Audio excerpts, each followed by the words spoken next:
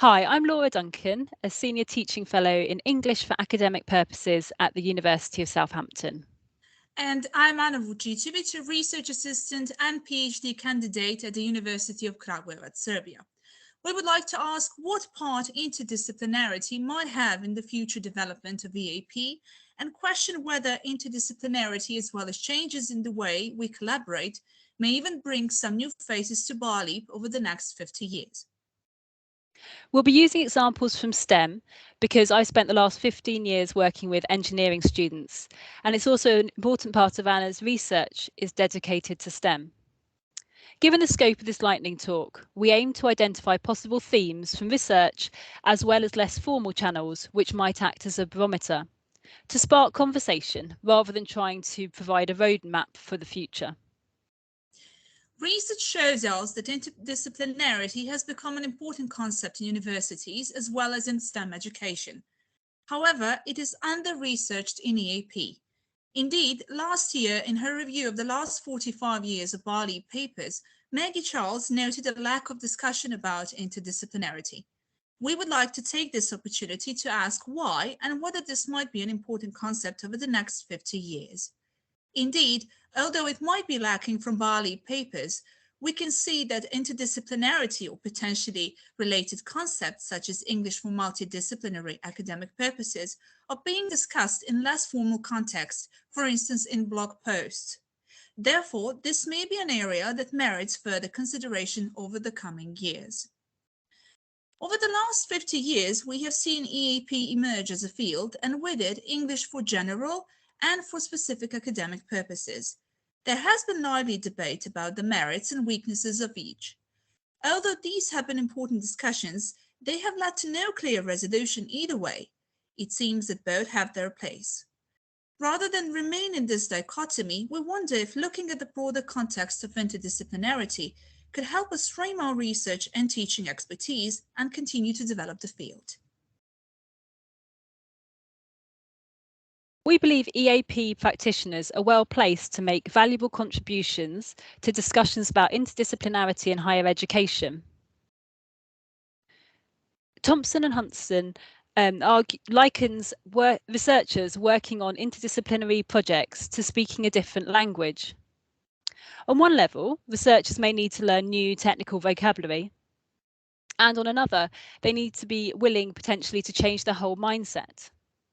We've seen this understanding in EAP over recent decades. We know that EAP is more than just language.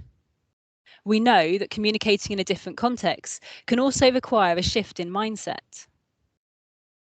In discussions about interdisciplinarity, universities need to consider first what a discipline is and where disciplines start and end. EAP practitioners are well placed for this discussion. My own teaching experience warns against the over-reliance on institutional structures to try to identify disciplines. And my teachers made me aware that at times students identify with, and indeed might have greater similarities in terms of discourse, with students outside their faculty, school, or even programme than those within. We also believe that interdisciplinarity could be good for EAP as a field. Interdisciplinarity suggests an equal partnering around a goal. Often, although not always, there is an unequal relationship or position within academic settings. An EAP provision can be in a support or a gatekeeper role rather than a fully interdisciplinary relationship. But what about a future with interdisciplinary relationships where EAP is one of the disciplines on an equal footing? This could be an important part of the future for all students, home and international. Indeed, engineering employers, as well as academics, are recognising the importance of communication skills in graduates. Interestingly, Raymer noted that both general and interdisciplinary communication skills are needed but lacking. So what about future collaborations? COVID has rapidly changed the way in which we work. We have seen a widespread normalization of online meetings. With this, we believe there are opportunities. Online meetings offer the opportunity for increased informal conversations globally across institutions. This presents a great opportunity to hear from a wider range of voices and for future collaborations as well. Similarly, we are working on this lightning talk together, despite coming from very different countries, universities, and research versus teaching contexts. This has come about due to online discussions that started with the STEM SIG. So how does this link back to interdisciplinarity? Well, as we continue to develop the links between ourselves and subject lecturers, will there be a future where we have engineers or scientists at BALEAP conferences or papers written jointly by subject and language specialists? Interdisciplinarity research calls for EAP to spread outside of higher education to schools and colleges. Will we see this reflected in BALEAP membership?